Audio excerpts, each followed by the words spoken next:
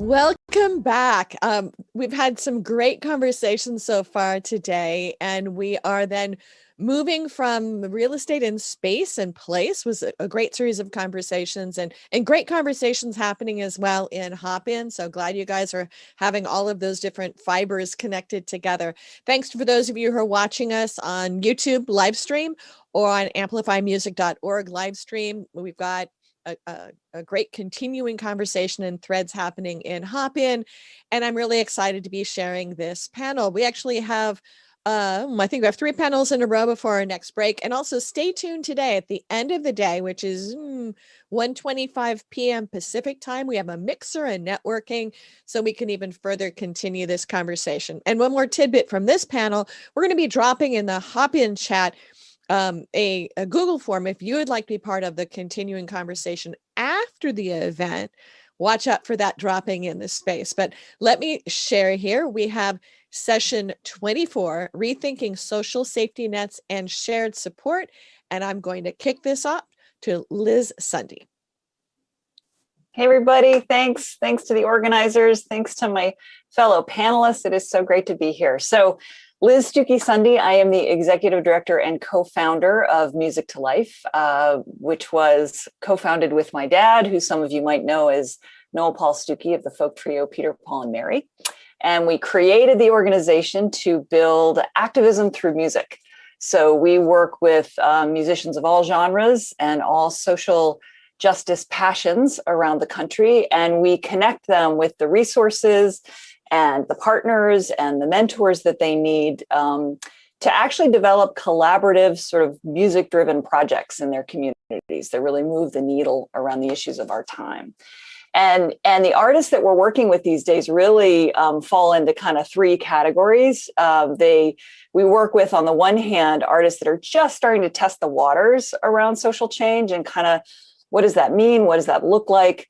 And that's sort of those are our accelerator artists. Our accelerator is an incubator program for social change musicians, again, that really want to take kind of an entrepreneurial approach to social change instead of always giving away their work and kind of sacrificing their gig work for community work. We're really trying to put them in touch, get them trained as, program developers and grant writers and, strategic thinkers around their social change so that they're really having an impact. And when they go into the prisons or the immigration advocacy centers or, wherever they're going. So there's that. We also work with kind of mid-career artists who are sort of established in this area of social impact. And we offer a monthly platform. It's called Brave Troubadours, where they can kind of showcase their music, showcase their programs. We have a tip jar. We really sort of use that as a promotional platform. And then we work with notable social change artists sort of at the celebrity or legacy level, connecting those artists, again, sort of seasoned social change artists with all of the other artists in our network. So we're really kind of, we close the circle that way, and we're really building a family, I think, and an incredibly kind of energized and intentional community around how music, beyond just a benefit concert, beyond just, a rally, all of which is important, but we're really pushing this notion that musicians can be entrepreneurial change agents, and that's a way to sustain the change. So that is what we are all about. Really, really happy to be here. Thanks.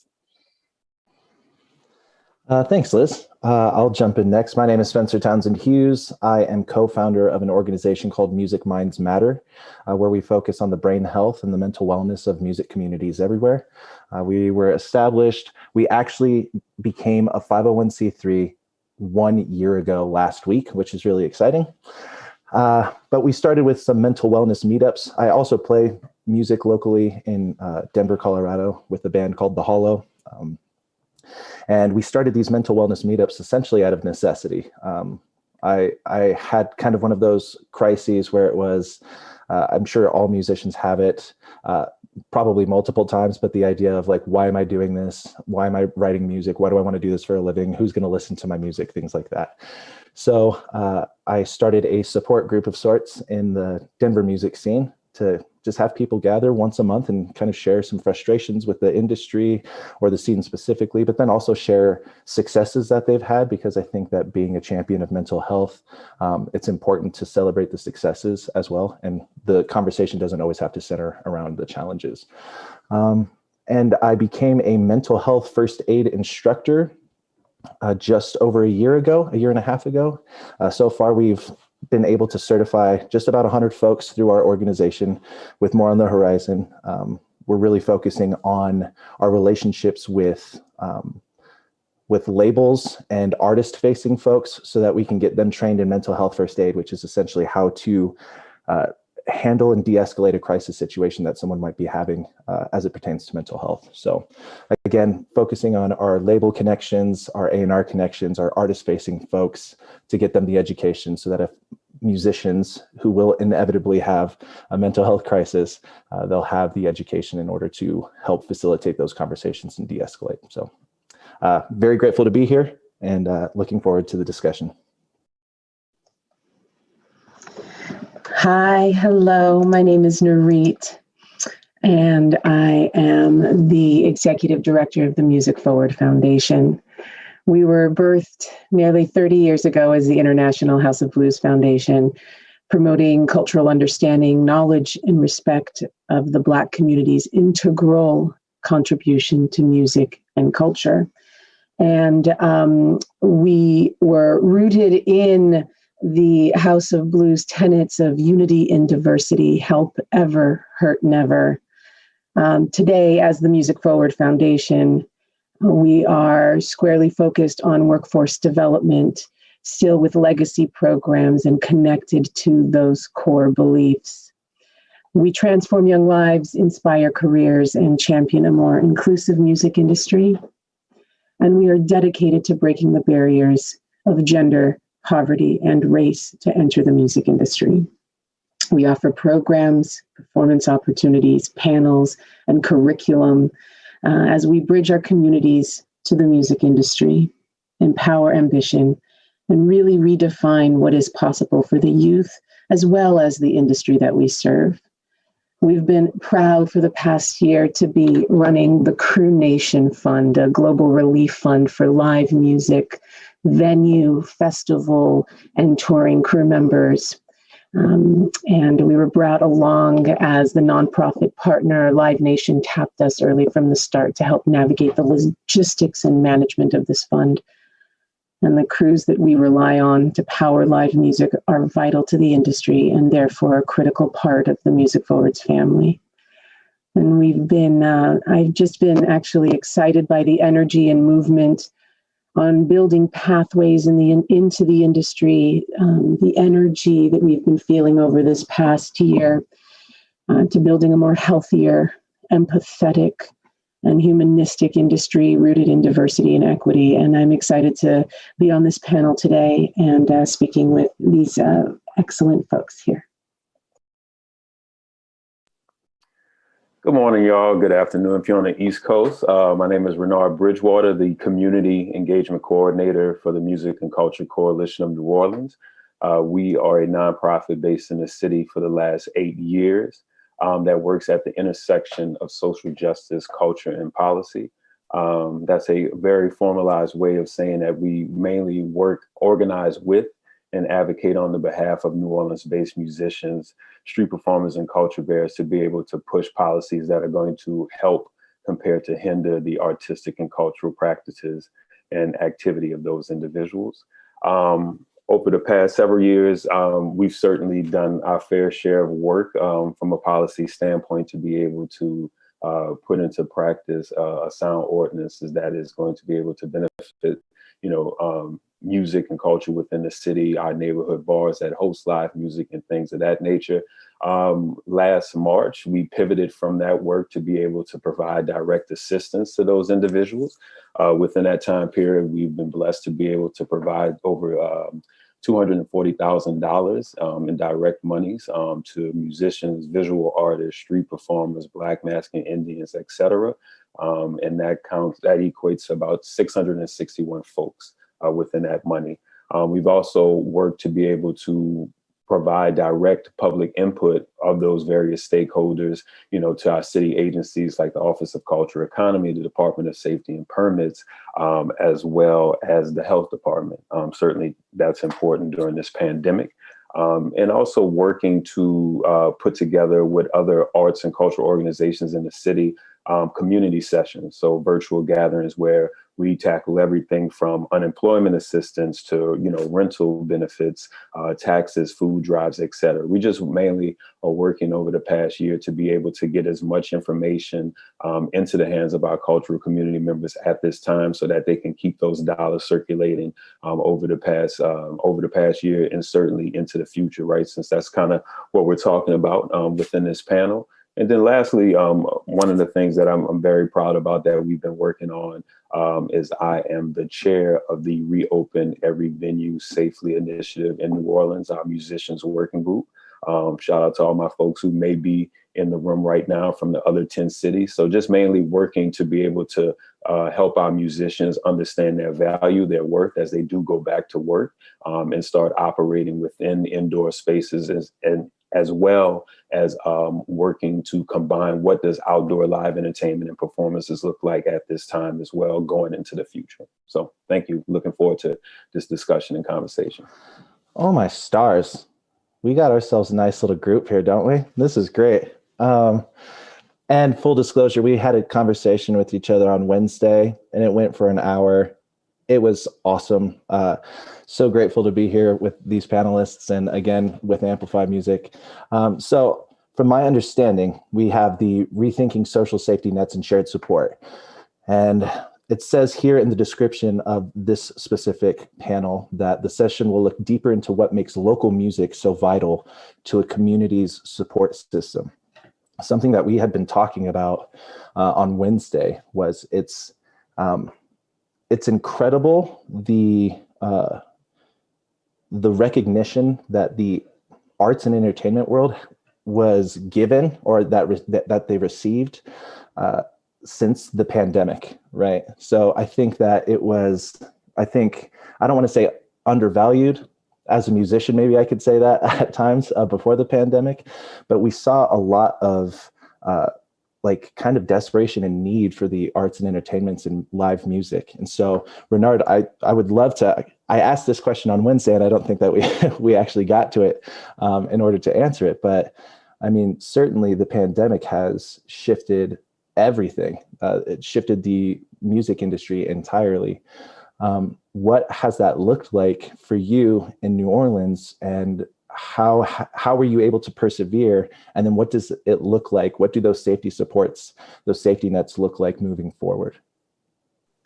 Yeah, I think that's a great question. Serendipitously enough, I had my first gig in 14 months yesterday. So, what I've been looking to do and just communicate with other musicians about what does that look like, right? When they do go back to work, and to some degree, some folks are hesitant about going into indoor spaces, and rightfully so. So I think what we've looked to do in regards to those safety nets, those social safety nets is to be transparent in the communication and really just listen. I think that's kind of where I like to start. Instead of necessarily talking, I prefer to kind of take less space, right? And then move back and then hear from, folks that are gigging more, folks that are on the ground in certain situations, if you're street performers and things of that nature, and be able to get a bird's eye view in their perspective specifically about what's going on within their communities and within the spaces that they're performing in, and then being able to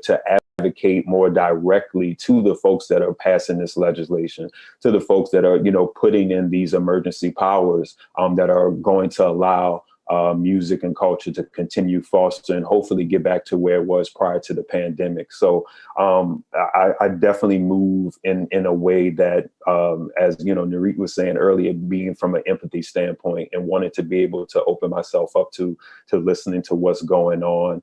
And just trying to take it one day at a time. Unfortunately, in New Orleans, we've dealt with so many different crises and emergencies over the past several years. And for me, the pandemic to some degree reminds me, unfortunately, of Katrina, right? So putting myself in that mentality to be able to take it literally 1 hour at a time. That's what was happening this time last year in April of 2020, right? And then hopefully and slowly but surely moving up to that day by day process, and seeing how, being able to, even though we're in quarantine, to speak to folks and to be able to get out as much as possible and stay physically distanced, but at the same time to continue what we've been doing in this city for centuries, and perpetuating culture and being able to gather in a way that's safely, but also at the same time continues what's going on in a safe way. So I think that's probably the best way, and one of the most effective and intentional ways that I've been trying to persevere more or less over the past year or so. I love that. It's that concept of being kind to yourself and being patient. I think if the pandemic has taught us anything, it has been patience and compassion, I think, at least for me, to be able to step back and recognize my situation. And, I'm in a pretty good place, and there's a lot of people who have it a lot worse than I do. And so trying to be that presence for people and be that shoulder for people, I think you're absolutely right. And Nurit, you had, it was wonderful what Renard was mentioning, back to what you were saying about that empathy and that compassion. What have you seen in your, within your audience specifically, how the pandemic has kind of altered everyone's life, and then what that safety net and those support structures look like moving forward? Right. Well, it's interesting, from the next generation side and the young people and the youth that we work with, versus also the crew people and the more seasoned folks that have been in the industry for many years. I think in the past year, what we saw was not only the pandemic, but the racial reckoning that this country has been going through and needs to continue to move through, that it's triggered advocacy. And it also links a lot, Liz, with the work that you're doing. And how do you, advocate for the needs and your community needs, and for the creative economy as a whole, and how together we can work through that.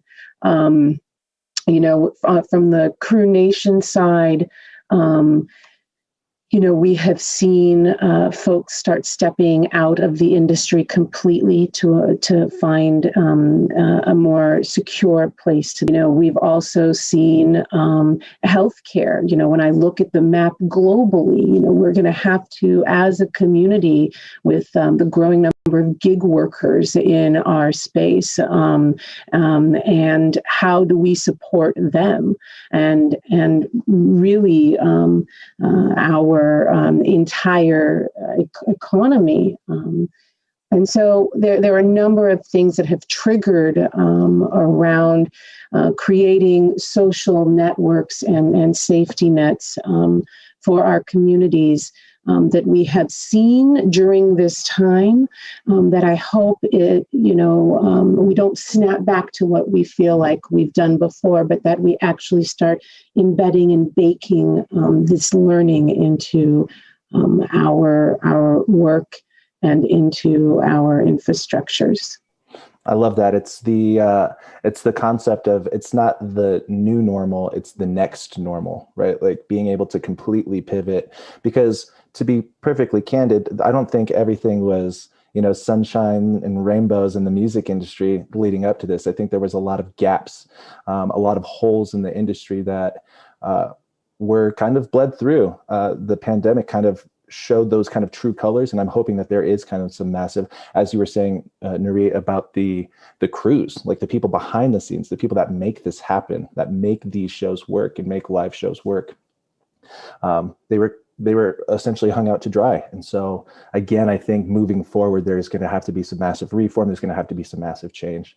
And so Liz, how do you see your work changing? How did the pandemic change your work? And what do some of these supports look like for you moving forward?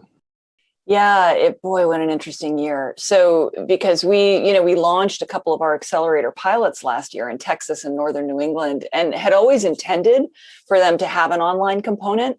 But of course, and because we had that background, it was a very easy pivot for us to just keep going. But a few things just observing, and so these are heavy duty. This is a heavy duty program. I mean, artists commit to a couple of sort of intensive instructional sessions every month. They're doing peer-to-peer mentoring. They're doing, they're getting outside mentoring, and something that we all realized is the mental health. I mean, this, Spencer, as well as all of us, mental health, the support networks became really, really important. And there we were for them. So it was an incredible, so moving forward, I think what artists have learned through, the artists certainly that we've worked with is it's really important to find those kinds of networks and to take advantage of those networks. It's really important to find people that are like-minded. And I think that was the other thing that was very reinforcing to our work is it can be hard for artists to find fellow social change artists. And so making sure that there are ways for you to kind of track those folks down who are kind of passionate in the way you are and who want to do that kind of work.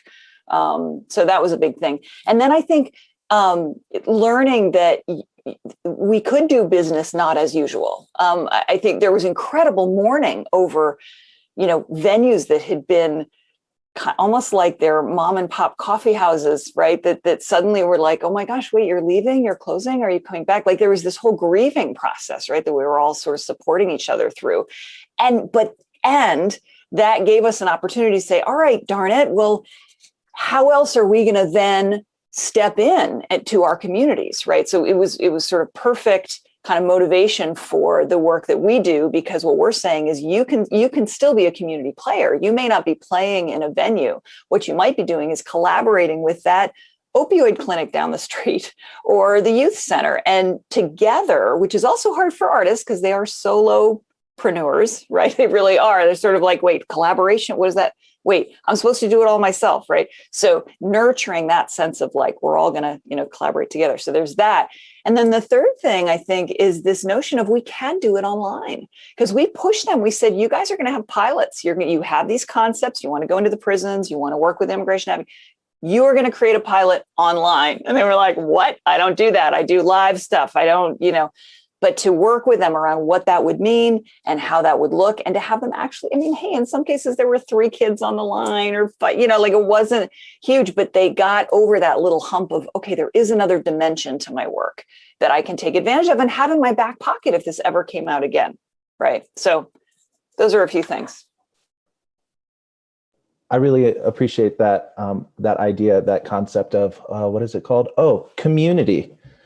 Like something again that we were all talking about on Wednesday is, talking about tangibles, right? Like what are some takeaways? What are some things that we can encourage some of the viewers who are watching this panel specifically? Like, let's give them action items, right? And Liz, as you mentioned before, the concept of like bands kind of being that solopreneur, or like, we were presented this opportunity. We have a literal stage and a platform to stand up and talk about all of these things that are terribly important to us.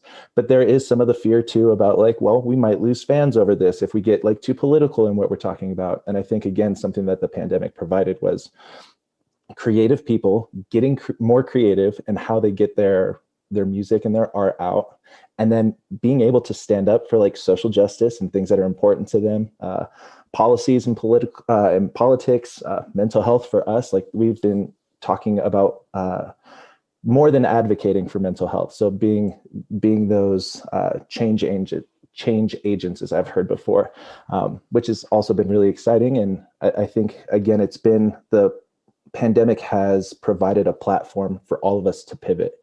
And so I really do think that now musicians are starting to come together and using their voices for more than just like being up on stage and like, look at me kind of stuff, Yeah, and I think also to just riff a little on what you were saying around some tangible tools too, for musicians to be aware of their world, and for venues and for the creative economy to understand the world around them. Particularly, Renard, you alluded to the civic world around them, to the government structures, local neighborhood policies, as communities are trying to, looking for ways to drive economic recovery in their neighborhoods, how can local venues and arts organizations and individual musicians play a role in that? How can musicians activate around business improvement districts and chambers of commerce? How can artists be at the table in those conversations, and the arts as an anchor for their work and a driver for the economic vitality of that community? Totally. Get involved, stay awake. Preach. I love that. Thank you so much. Absolutely. And I know, so we have about 5 minutes left. And again, something that came up was community, right? So, 2 minutes left. So now, and I'll start with you, Renard, and briefly, what is something that we can do to continue to build community in our music and arts? Yeah, I think to quickly answer that, start small. It seems like a very big idea, but I think at the end of the day, if we're still going to be operating within the virtual world, hit up some of your bandmates, hit up, 2 or 3 folks that you may know from the venue or from the service industry side of things, and get together either, in an outdoor space or in the Zoom world, and just being able to talk through those processes and some of the things that you may find, and then develop an action plan, right? So I don't think it necessarily has to be something that is overtly expansive. Certainly 3 to 5 folks can certainly turn into 10 and 20 very quickly with the right mindset, mentality, and being able to move forward in a way that's, once again, effective and intentional. So it's nothing wrong with doing that, doing your homework and disseminating that information to your peers and colleagues. And then from there, once folks are educated and informed, from my standpoint, you can take over the world. So. Absolutely. My co-founder, Angela, speaks in fortune cookies sometimes, and she says, the best draft is the first draft because all it has to do is exist. So your concept of starting small, it's like just get together with a couple of people first and then let it bloom from there. Liz, what would you say? How can we continue just to know build that there community? are opportunities out there, like that think out of the box. It's sort of try. You're all creative, and you're all incredible DIY folks anyway. And so just keep your eyes open for opportunities. I actually, this morning I was thinking, engage an artist in the community, and you heal the community and the artist. So yeah. Wow, I love that. I'm glad this is being recorded so that I can write that down later. That's perfect. Nurit, what would you say? Renard made me think of that quote: if you want to go fast, go alone. If you want to go far, go together. And I think that is something that we've all seen. And I want to encourage all of us to continue to do this together and to have the patience to do it right. Thank you for that. And Storm, lastly, I just want to get 2 cents in is I think something that we can all, instead of being advocates for, I think we can really put some things into action. And like Liz said, is find out what those local organizations are that you can help in. And also we can really practice self-care and being kind to ourselves, that the community grows if we show patience and compassion and understanding for folks. So really just practicing being better people. And I think our communities will grow bigger, better, and stronger.